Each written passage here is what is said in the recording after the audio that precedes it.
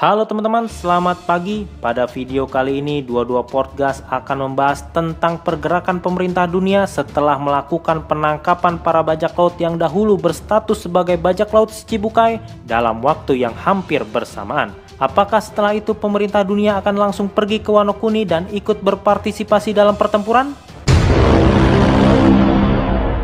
Oke, langsung ke pembahasan. Di sini Duodo Podcast berpendapat bahwa pihak Angkatan Laut akan bergerak ke Wano Kuni lalu ikut berpartisipasi dalam perang besar di Pulau Onigashima. Tetapi mereka datang di saat kedua belah pihak yang berseteru sudah kehabisan tenaga dan sumber daya.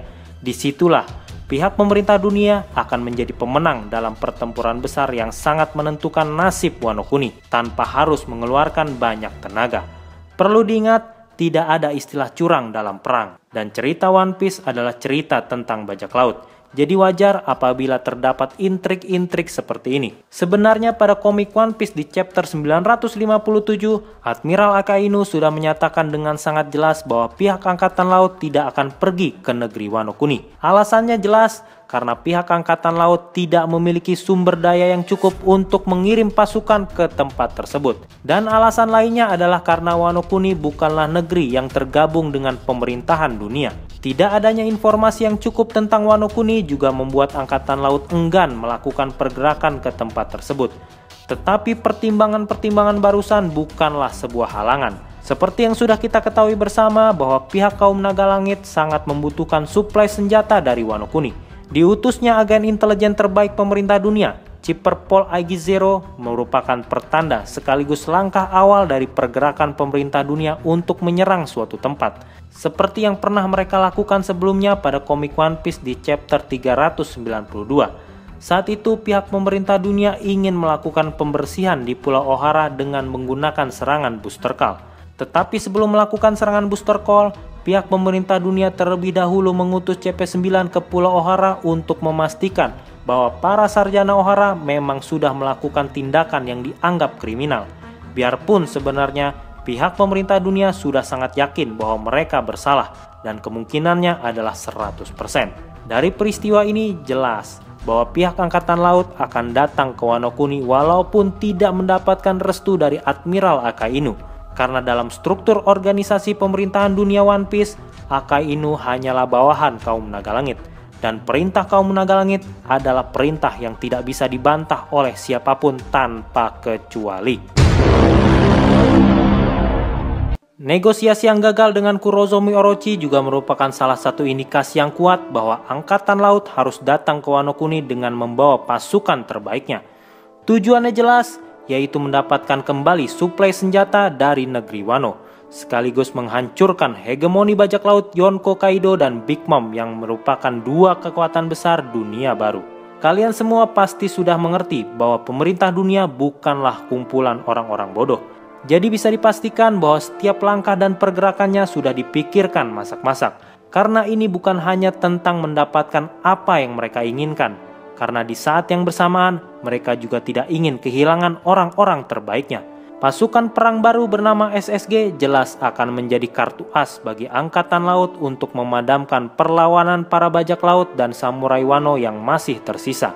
Jadi hal yang dibutuhkan oleh pemerintah dunia saat ini adalah informasi terkini yang akurat dari Pulau Onigashima. Dan itu sudah dilakukan dengan sangat baik oleh para agen CP0 sebagai agen intelijen terbaik milik pemerintah dunia dan juga SWORD sebagai pasukan rahasia milik Angkatan Laut. Tidak hanya situasi terkini yang akurat, pada komik One Piece di chapter 1003 kita juga mengetahui bahwa para agen CP0 mampu mendapatkan informasi tentang sebab akibat meletusnya perang besar yang terjadi di Pulau Onigashima, serta sejarah negeri Wano selama 20 tahun ke belakang. Walaupun sebenarnya Wano Kuni adalah negara tertutup dan terisolasi dari dunia luar. Salah satu dari agen CP0 juga mengatakan, sebaiknya kalian bertarung sekuat tenaga dan saling menghabiskan tenaga kalian, wahai para bajak laut. Dari perkataan tersebut, sudah jelas bahwa pihak pemerintah dunia sama sekali tidak peduli tentang siapa yang akan menjadi pemenang dalam pertempuran besar tersebut. Dan pernyataan dari salah satu agen Chipper Paul tersebut juga memperkuat dugaan Duodo Podcast bahwa pihak pemerintah dunia akan segera bergerak setelah salah satu pihak sudah kalah atau mungkin kehabisan tenaga dan sumber daya. Bahkan bisa jadi saat ini pihak Angkatan Laut sudah bersiap menunggu di suatu tempat di dekat perairan Wano Kuni untuk segera melancarkan serangan di saat yang tepat. Dan mereka hanya tinggal menunggu sinyal dari para agen CP0 untuk melakukan serangan. Sebagai penggemar One Piece, kalian pasti sudah mengetahui bahwa CP0 adalah agen intelijen terbaik pemerintah dunia, sekaligus anak emas kaum naga langit. Itu artinya, keberadaan CP0 di suatu tempat adalah indikasi bahwa kaum naga langit juga memiliki kepentingan di tempat tersebut. Memang saat ini Angkatan Laut sedang disibukkan dengan melakukan penangkapan semua bajak laut yang dahulu berstatus sebagai Shichibukai dalam rentang waktu yang bersamaan. Tetapi jangan pernah lupa bahwa saat ini Angkatan Laut juga sudah memiliki pasukan perang baru bernama SSG. Kemungkinan besar pasukan perang baru inilah yang diturunkan untuk menangkap para bajak laut Shichibukai tersebut. Selain keberadaan CP0 di Pulau Onigashima yang berfungsi sebagai penyuplai informasi kepada pihak pemerintah dunia, pihak Angkatan Laut juga memiliki X-Drake sebagai salah satu pasukan rahasia yang menyuplai informasi tambahan kepada pihak Angkatan Laut. CP0 dan Sword memang berada di pihak yang sama dan sama-sama bertugas untuk menyuplai informasi dari Pulau Onigashima. Tetapi kepentingan keduanya berbeda. Kepentingan CP0 hanyalah bernegosiasi dengan Kurozomi Orochi tentang suplai senjata, sedangkan kepentingan Sword adalah mengawasi pergerakan Yonko Kaido. Pada komik One Piece di chapter 956, kita melihat Kapten Koby berbicara dengan X-Drake sebagai sesama pasukan rahasia Angkatan Laut. Kapten Koby mengatakan bahwa pihak Angkatan Laut sedang menunggu para bajak laut saling bertempur satu sama lain. Tetapi ternyata Kaido dan Big Mom justru menjalin aliansi. Tentu saja ini di luar perkiraan Angkatan Laut. Kembali lagi pada komik One Piece di chapter 1003, saat itu salah satu agen intelijen CP0 juga menyatakan bahwa dunia One Piece sedang mengalami perubahan yang sangat cepat. Entah perubahan apa yang dimaksud, tetapi kemungkinan besar itu adalah peta kekuatan dan politik dalam dunia One Piece. Hilangnya bajak laut Shichibukai bukanlah satu-satunya peristiwa besar yang terjadi di dunia One Piece saat ini.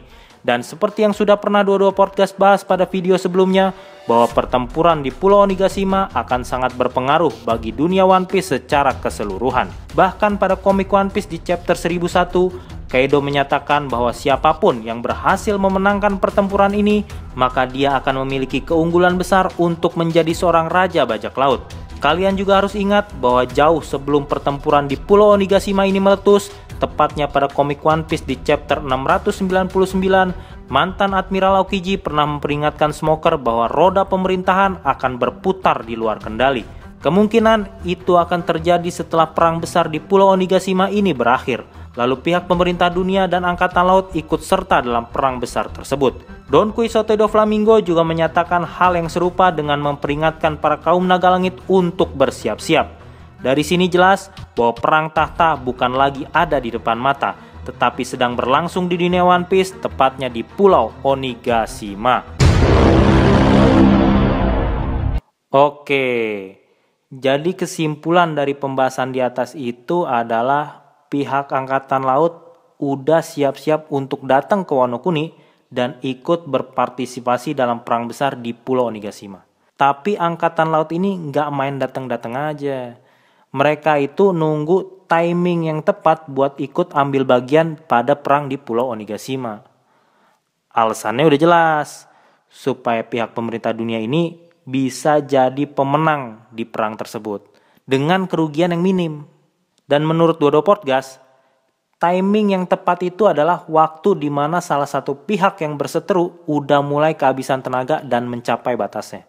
Di situ admiral-admiral Angkatan Laut dan orang-orang terbaiknya mulai deh tuh nyerang Kaido sama Big Mom. Jadi pas tenaga Kaido sama Big Mom itu udah mulai terkuras buat ngeladenin generasi terburuk ini, pemerintah dunia ini datang deh tuh buat ngelakuin pembersihan. Ya bisa dibilang tuh pihak pemerintah dunia itu tinggal ngurus sisanya aja. Itu sih menurut pendapat pribadi dari Dodo Podcast. Oke, itu tadi pembahasan dari 22 Podcast tentang kedatangan pihak pemerintah dunia ke Wano Kuni.